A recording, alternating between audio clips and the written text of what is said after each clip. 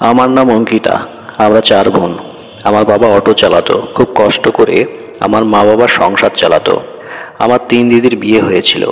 বাবা অনেক কষ্ট করে যেমন তেমন করে দিদিদের বিয়ে দিয়েছিল। আমার বিয়ের যখন কথা উঠেছিল তখন বড় দিদি বলেছিল আমার বিয়েটা সে নিজের বাড়ি থেকেই দেবে। জামাইবাবু আমার জন্য একটা ছেলে পছন্দ করেছিল। ছেলেটি ভালো টাকা আয় করত। বাবা প্রথমে ভেবেছিল এত বড়লোক ঘরের একটা ছেলে হয়তো আমার মেয়েকে পছন্দ করবে না। ছেলেটির মা ছিল না, 3 দিদি ছিল ও বাবা। ছেলেটির দিদি আমাকে পছন্দ করে তার ভাইয়ের জন্য। বিয়ে হয়ে আমি চলে আসি শ্বশুর বাড়ি। আমার শ্বশুর বাড়িতে কোনো জিনিসের অভাব ছিল না। বিয়ের আগে আমার স্বামী বলেছিল ওনার বাবা অসুস্থ, তাই ঘরের মধ্যে সারাদিন থাকে, ঘর থেকে বাইরে বেরোয় না। বিয়ের প্রথম দিন সবকিছু ঠিকঠাক ছিল। স্বামীর কথা মতো আমি শ্বশুরের ঘরে যাইনি। আমার শ্বশুর বাড়িতে কাজের মাসি সবসময় থাকতো। যেহেতু আমার শ্বশুর অসুস্থ মানুষ, আমার ননদেরা সবাই নিজের নিজের সংসারে ব্যস্ত ছিল। আমার স্বামী নিজের অফিসে চলে যেত ও আমার শ্বশুরের দেখাশোনার জন্য একটা কাজের মাসি সবসময় বাড়িতে থাকতো। দ্বিতীয় দিনেও শ্বশুর বাড়িতে সবকিছু ঠিকঠাক ছিল। কাজের মাসি এসে সমস্ত কাজ করে দিয়ে যেত। তৃতীয় দিন সকালে আমি কাজের মাসির অপেক্ষা করছিলাম। বেলা 11টা বাজে, তখনও কাজের মাসি আসেনি। তাই আমি নিজের হাতে শ্বশুরের জন্য খাবার নিয়ে যাই। দরজা খুলে ঘরে ঢুকতেই দেখি উনি বিছানায় শুয়ে আছেন। আমি খাবারটা টেবিলে রেখে শ্বশুরকে উঠাতে যাই। তখন আমার শ্বশুর বিছানা থেকে উঠে অনেক রাগী, গম্ভীর ও আজব মুখের ভঙ্গি করে আমার দিকে এগিয়ে আসে। ওনার ভয়ঙ্কর চেহারা দেখে মনে হচ্ছিল যেন আমাকে খেয়ে ফেলবে। বিয়ের পরে আমার স্বামী আমাকে বলেছিল ভুল করেও বাবার ঘরে যাবে না। আমার খুব আশ্চর্য লাগতো স্বামীর কথা শুনে, কারণ একটা বয়স্ক মানুষের ঘরে যেতে আমাকে কেন বারণ করত। আমার স্বামীকে খারাপ মনে করতাম যখন সে আমাকে শ্বশুরের ঘরে ঢুকতে বারণ করত। আমার খুব ইচ্ছে করত শ্বশুরের সেবা যত্ন করার। শ্বশুরের গম্ভীর চেহারার আগে চেহারা দেখে আমি এতটা ভয় পেয়ে গেছিলাম যে আমার গা হাত পা কাঁপছিল। শ্বশুর আমার দিকে আসছিল, আমি ভয়ে পিছন দিকে সরে যাচ্ছিলাম। বাড়িতে কেউ ছিল না, তাও আমি ভয়ে চিৎকার করে আমার স্বামীকে ডাকছিলাম। তখন আমার স্বামীর কথাগুলো মনে পড়ছিল। আমার স্বামী বারণ করেছিল শ্বশুরের ঘরে ঢুকতে। তখন আমার মনে হয়েছিল স্বামীর কথা না শুনে অনেক বড় ভুল করেছি। আমি ভয়ে অনেক কান্নাকাটি করছিলাম। হাত জোর করে শ্বশুরকে বলছিলাম আমাকে ছেড়ে দিন। উনি আমার কোনো কথা শোনেননি। তারপর আমাকে বিয়ের পরে কখনো ভাবিনি আমার স্বামী আমাকে এতটা ভালোবাসবে।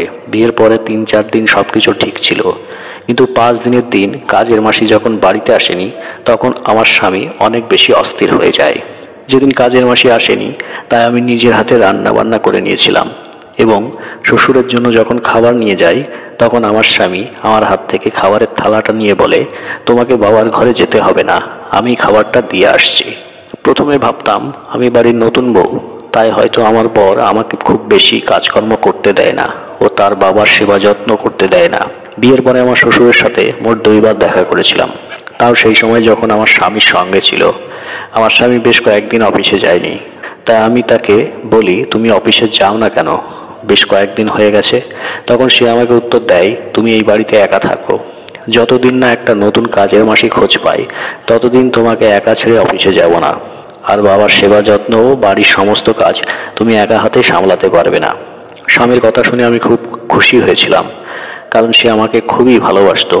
আমার স্বামী কাজের মাসি খুঁজে নিয়ে আসতো, কিন্তু সেই কাজের মাসিরা 4-5 দিন আসার পরে আর আমাদের বাড়িতে আসতে চায় না। যেমন তেমন করে একটা কাজের মাসি বাড়িতে কাজ করার জন্য রাজি হয়। সেই কাজের মাসিকে আমার স্বামী মাসে 6 টাকা দেওয়ার কথা বলে। 6,000 টাকার কথা শুনে কাজের মাসি থাকতে রাজি হয় এবং সে বেশ কয়েকদিন বাড়িতে কাজ করে। প্রায় 7-8 দিন পরে আমার স্বামীর সঙ্গে রাতের বেলা শুয়েছিলাম। ঠিক সেই সময় আমার শ্বশুরের ঘর থেকে চিৎকারের আওয়াজ আসে। চিৎকারের আওয়াজ শুনে আমি উঠে বসে যাই এবং স্বামীকে জিজ্ঞেস করি তোমার বাবার ঘর থেকে চিৎকারের আওয়াজ আসছে। আমার স্বামী বলে কোনো আওয়াজ আসছে না, তুমি চুপচাপ শুয়ে পড়ো। আমি তখন বলি তুমি আমাকে মিথ্যা কথা কেন বলছো, তোমার বাবার ঘর থেকে আওয়াজটা আসছে। তুমি যদি দেখতে না যাবে তাহলে আমি দেখে আসবো কে চিৎকার করছে এবং কেন চিৎকার করছে। তখন আমার স্বামী আমাকে রেগে বলে বেশি বাড়াবাড়ি একদম করবে না, আমি যেটা বলছি সেটাই শোনো, চুপচাপ শুয়ে পড়ো। আমার বর এমনই আমার সঙ্গে খুব ভালো ব্যবহার করত, কিন্তু আমি যখনই তার বাবার ব্যাপারে কিছু জিজ্ঞেস করতাম বা তার বাবার ঘরে যাওয়ার কথা বলতাম তখনই আমার স্বামী আমার সঙ্গে রাগারাগি করত। কিছুদিন শ্বশুর বাড়িতে থাকার পরে আমার সন্দেহ হয়েছিল যে আমাদের বাড়িতে কিছু তো একটা গন্ডগোল হচ্ছে। এদের সকালবেলা যখন আমি ঘর থেকে বের হই তখন দেখি কাজের মাসি শ্বশুরের ঘর থেকে খুঁড়িয়ে খুঁড়িয়ে বের হচ্ছে। সে ঠিকঠাক হাঁটতে পারছে না এবং তার চুলগুলো এলোমেলো হয়ে আছে, তার জামা কাপড়ও ঠিকঠাক অবস্থায় নেই। আমি অবাক হয়ে তার কাছে গিয়ে জিজ্ঞেস করি, তোমার এই অবস্থা কি করে হলো? কাজের মাসি আমাকে উত্তর দেয়, সিঁড়ি থেকে পড়ে গেছিলাম, ওই জন্য আমি ঠিকঠাক হাঁটতে পারছি না। তার কথা শুনে আমার সন্দেহ হয়েছিল। কাজের মাসি এই অবস্থাতে বাড়ির কাজকর্ম করছিল, কিন্তু আমি তাকে বারণ করি। আমি বলি, তুমি এখন আরাম করো, সুস্থ হয়ে কাজ শুরু করবে, তোমার অবস্থা খুবই খারাপ আছে। আমি যখন তার হাত ধরে তাকে একটা জায়গায় বসিয়ে নিয়ে যাচ্ছিলাম তখন তার হাতে দেখলাম লাল দাগ হয়ে আছে। ওটা দেখে আমার অনেক বেশি সন্দেহ হয়েছিল। আমি বুঝতে পেরেছিলাম কিছু গন্ডগোল আমার শ্বশুরের ঘরেই আছে। তারপর আমি কাজের মাসিকে বলি, আজ খাবারটা শ্বশুরের ঘরে আমি দিয়ে আসবো, তুমি এখন আরাম করো। তখন কাজের মাসি বলে, ম্যাডাম আপনার পায়ে ধরছি, আপনি ওই ঘরে যাবেন না। স্যার বারবার বলে গেছে আপনার খেয়াল রাখতে, দয়া করে আপনি ওই ঘরে যাবেন না। কাজের মাসি কথা শুনে আমি অনেক বেশি অবাক হয়েছিলাম। আমি বুঝতে পারছিলাম আমার স্বামী মতোই সেও কেন বারবার আমাকে শ্বশুরের ঘরে যেতে বারণ করছিল। এইসব দেখার পরে আমার সন্দেহ আরও বেশি বেড়ে যায় শ্বশুরের প্রতি। বরের বাড়ি আসার পরে আমি বরকে কাজের মাসির ব্যাপারে সমস্ত কথা বলি। স্বামী তখন আমাকে রেগে বলে, তুমি ওই সব নিয়ে কেন বারবার মাথা ঘামাচ্ছ? তোমাকে আমি এর আগেও বলেছি বাবাকে নিয়ে অত বেশি মাথা ঘামানোর দরকার নেই।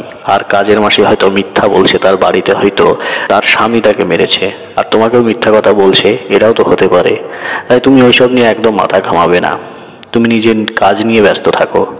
একদিন কাজের মাসির আসতে অনেক দেরি হয়ে যায়। আমার বর তখনও বাড়িতেই ছিল। আমি তাকে বলি শ্বশুরকে ওষুধটা দিয়ে দিতে হবে, আর কাজের মাসি এখনো আসেনি, তাই আমি ওষুধটা দিয়ে আসছি। স্বামী তখন আমার কথা শুনে বলে, তোমাকে ওষুধ দেওয়ার কোনো দরকার নেই, কাজের মাসি যখন আসবে তখন তাকে ওষুধ দেবে। স্বামীর এই কথা শুনে আমি বলি, কেমন ছেলে তুমি, ওটা তোমার বাবা, তোমাকে ওনার খেয়াল রাখা উচিত।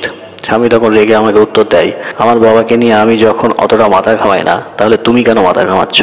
স্বামী তখন আমাকে বলে, আমি তোমাকে অনেক বেশি ভালোবাসি, আমি তোমাকে হারাতে চাই না, তাই আমি যেটা বলছি সেই কথার কথা অমান্য করো না।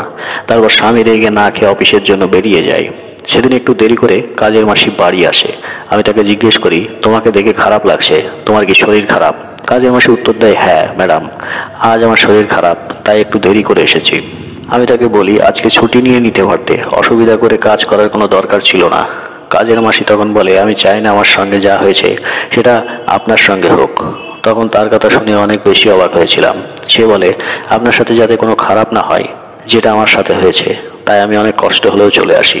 এই বাড়িতে তো কোনো কাজের মাসি কাজ করবে না, আমি শুধু বাধ্য হয়ে এই বাড়িতে কাজ করতে আসি, নিজের ছেলে মেয়েদের পেট ভরার জন্য। আপনি কিভাবে যে বাড়িতে সারাদিন থাকেন, আমার ওটা ভেবে অনেক আশ্চর্য লাগে। কাজের মাসির কথা শুনে আমি তাকে জিজ্ঞেস করি, তুমি এসব কি কথা বলছো, কিসের জন্য তোমরা ভয় পাও? কাজের মাসি বলে, আমি আপনাকে কিছুই বলতে পারবো না ম্যাডাম, শুধু এটা জেনে রাখেন আপনার যাতে কোনো ক্ষতি না হয় সেজন্য আমি এই বাড়িতে কাজ করতে আসি। এক কথায় বলতে গেলে আপনাকে পাহারা দেওয়ার জন্যই আমি এই বাড়িতে আসি। তারপর কাজের মাসি আমার সাথে আর কোনো কথা না বলে রান্নাঘর থেকে খাবার বের করে শ্বশুরের ঘরে চলে যায়। আমি তখন ডাইনিং রুমে এসে বসি। কিছুক্ষণ পরে দেখি কাজের মাসি আমার শ্বশুরকে খাবার দেওয়ার পরে খুঁড়িয়ে খুঁড়িয়ে ওনার ঘর থেকে বেরোচ্ছে। ওটা দেখে আমি অনেক বেশি আশ্চর্য হই। আমি যখন কাজের মাসিকে কিছু জিজ্ঞেস করতাম সে আমাকে কিছু না বলে চলে যেত। এভাবে বেশ কিছুদিন চলতে থাকে।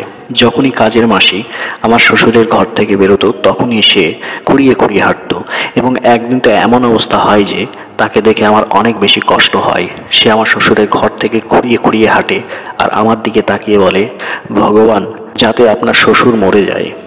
আমাদের বাড়িতে অত বেশি কাজ কাম ছিল না, কিন্তু বিশেষ করে আমার শ্বশুরের সেবার জন্য আমার স্বামী সবসময় কাজের মাসি রাখতো। কাজের মাসি সেদিন বলে, আমি বাধ্য এই বাড়িতে কাজ করতে আসি, কিন্তু আমি আর সহ্য করতে পারছি না ম্যাডাম, কালকে আমি আসতে পারবো না, আপনি সাবধানে থাকবেন আর নিজের খেয়াল রাখবেন। এই কথা বলে কাজের মাসি আর বাড়ি থেকে চলে যায়। এবং সেদিন আমি আমার স্বামীকে বলিনি যে কাজের মাসি আর আসবে না, কারণ আমার মনে অনেক প্রশ্ন ছিল। আমি জানতে চেয়েছিলাম আমার শ্বশুর কাজের মাসিদের সঙ্গে এমন কি করেন যে তারা ভয়ে আমার বাড়িতে থাকতে চায় না। এবং কাজের মাসিরা অভিশাপ দিত যাতে আমার শ্বশুর তাড়াতাড়ি মরে যায়। পরের দিন সকালবেলা স্বামী অফিস যাওয়ার জন্য রেডি হয়, তখন আমাকে জিজ্ঞেস করে, সকাল 9টা বাজে, এখনো কাজের মাসি আসেনি কেন? কাজের মাসি না আসার কারণে অনেক বেশি অস্থির হয়ে যায়। আমি তখন স্বামীকে বলি, আজ কাজের মাসি একটুখানি দেরি করে আসবে, ওটা নিয়ে তুমি একদম চিন্তা করো না, তুমি খাওয়া দাওয়া করে অফিসের জন্য বেরিয়ে পড়ো, কাজের মাসি ঠিক চলে আসবে। আমি স্বামীকে মিথ্যে কথা বলি এবং সে ভালোবেসে আমার মাথায় হাত বুলিয়ে অফিসের জন্য বেরিয়ে পড়ে। যাওয়ার আগে বলে সাবধানে থাকবে। স্বামী চলে যাওয়ার পরে আমি খাবারের প্লেটটা নিয়ে শ্বশুরের ঘরে যাই। সেখানে দেখি শ্বশুর বিছানায় শুয়ে আছেন। আমি মনে মনে ভাবলাম, আর শ্বশুরের সেবা করার সুযোগ পেয়েছি, আজ আমি তাকে নিজের হাতে ওষুধ দেব। আমি যেই শ্বশুরের ঘুম থেকে ওঠাতে চাই, তখন দেখি উনি অনেক বড় বড় চোখ করে এবং রেগে আমার দিকে এগিয়ে আসেন। ওনার ভঙ্গি দেখে মনে হচ্ছিল যেন খেয়ে ফেলবে, এত বেশি রাগ। চোখ দুটো লাল হয়েছিল। উনি যত আমার দিকে এগিয়ে আসছিলেন, আমি ততই ভয়ে পিছন দিক থেকে সরে যাচ্ছিলাম। একটা সময় দেওয়ালে গিয়ে আমি আটকে যাই। ওনার চোখ দেখে এত বেশি ভয় পেয়েছিলাম, তখন হাত জোর করে বলি আমাকে যেতে দেন। তখন আমি চিৎকার করে আমার স্বামীকে ডাক দিই। আমি তখন বাড়িতে একাই ছিলাম, জানতাম আমাকে বাঁচানোর জন্য এখন কেউ আসবে না। তারপর আমি ভয়ে অজ্ঞান হয়ে যাই। কিছুক্ষণ পরে আমার যখন জ্ঞান ফেরে, তখন চোখ খুলে দেখি আমার স্বামীর কোলে মাথা আছে। তখন উঠে আমি কাঁদতে কাঁদতে স্বামীকে জড়িয়ে ধরি। সেও আমাকে জড়িয়ে ধরে। স্বামী আমাকে বলে, তুমি ঠিক আছো তো? তোমার কিছু হয়নি তো? আমি তাকে কাঁদতে কাঁদতে বলি, আমার কিছু মনে নেই। তোমার বাবার ওই রকম রূপ দেখে আমি অনেক বেশি ভয়ে অজ্ঞান হয়ে গেছিলাম। আমাকে এখান থেকে দূরে কোথাও নিয়ে চলো, আমি এই বাড়িতে থাকতে পারবো না। তখন আমার স্বামী আমার মাথায় হাত বুলিয়ে বলে, এই জন্যই আমি তোমাকে বাবার ঘরে যেতে বারণ করেছিলাম, কিন্তু তুমি আমার একটা কথাও শোনোনি। আমি তখন স্বামীকে জিজ্ঞেস করি, তোমার বাবা এরকম মানুষ কেন? আমি তখন মাথা নিচু করে বলে, আমার বাবার এখন মাথা খারাপ হয়ে যাওয়ার মতন অবস্থা হয়ে গেছে। কারণ আমার বাবা কোনো মহিলাকে সহ্য করতে পারতো না। আমার মা আমার বাবার জন্যই আত্মহত্যা করেছিল, কারণ আমার বাবা খুব অত্যাচারী মানুষ ছিলেন। আমার মায়ের উপর অনেক মারধর করতেন। আমার দিদিরাও এইসব কারণের জন্যই বাবার সঙ্গে কোনো সম্পর্ক রাখেনি। ছোটবেলাতে দিদিদের উপরেও অনেক অত্যাচার করত। আমি এ কারণে বাবাকে পছন্দ করি না। আমার বাবার জন্য আমার মা আজ এই পৃথিবী ছেড়ে চলে গেছে। বাবা এত বেশি অত্যাচার করত মায়ের উপরে, মা বাধ্য হয়ে আত্মহত্যা করে। মায়ের আত্মহত্যার পরে বাবা প্রত্যেক দিন রাতে মায়ের স্বপ্ন দেখত, আর সকাল হলেই বলতো সে আমাকে মেরে ফেলবে। বাবা এত বেশি ডিপ্রেশনে চলে যায় যে তার এখন পাগলের মতো অবস্থা হয়ে গেছে। যারা অত্যাচারী লোক, ভগবান তাদেরকে হয়তো এইভাবে শাস্তি দেয়। যে লোকগুলো মেয়েদেরকে দুর্বল মনে করে, তাদের উপর অত্যাচার করে, সেই সব মানুষকে আমি ঘৃণা করি। আমি লজ্জায় তোমাকে এই কথাগুলো বলিনি। আমি জানতাম এইসব জানার পরেও তুমিও আমার বাবাকে ঘৃণা করবে এবং ভয় পাবে। এসব বলার পরে আমার স্বামী আমাকে জড়িয়ে ধরে কাঁদতে থাকে। তখন আমি তাকে বুঝিয়ে বলি, যতই হোক উনি তোমার বাবা। তারপরের দিন আমার শ্বশুরের অবস্থা খুবই খারাপ হতে থাকে। ওনার অবস্থা এতটাই খারাপ হয়ে যায় যে বাড়িতে উনি যাকেই দেখতেন তাকে মারধর শুরু করতেন এবং কোনো জিনিসপাতি দেখলে ভাঙচুর শুরু করতেন। এসব কারণের জন্য আমার স্বামী ওনাকে ঘরের মধ্যে বন্ধ করেও রেখেছিল কিছুদিন, কিন্তু এতে কোনো কাজ হয়নি। তারপর উনি নিজেকে ক্ষতি করতে লাগলেন, যা পেতেন তাই নিজের শরীরে আঘাত করতেন। এসব দেখার পরে আমার স্বামী নিজের বাবাকে মেন্টাল হসপিটালে ভর্তি করে দেয়। আমরা ভেবেছিলাম শ্বশুরকে ওখানে রাখার পরে হয়তো সুস্থ হয়ে বাড়ি ফিরবে, কিন্তু উনি এত বেশি অত্যাচার করছিলেন নিজের বউ বাচ্চাদের উপরে, যেটা শাস্তি হয়তো ভগবান ওনাকে দিয়েছেন। পাগলাগারদে ভর্তি করার পর 1 বছর পরেই উনি মারা যান। তারপর আমি আমার স্বামীর সঙ্গে সুখী জীবন কাটাই। তো বন্ধুরা, আজকের গল্পটা এখানে শেষ করছি। তো বন্ধুরা, আজকের এই গল্পটা যদি আপনাদের একটু ভালো লাগে, অবশ্যই একটা লাইক করে দিন, বন্ধুদের সঙ্গে শেয়ার করে দিন। আর এরকম গল্প পেতে হলে অবশ্যই চ্যানেলটিকে সাবস্ক্রাইব করে বেল বাটন প্রেস করে রাখুন, যাতে করে আমার লেটেস্ট গল্পগুলো সবার আগে আপনার মোবাইল স্ক্রিনে দেখতে পান। তো আজ এই পর্যন্তই। ভালো থাকবেন, সুস্থ থাকবেন। ধন্যবাদ সবাইকে।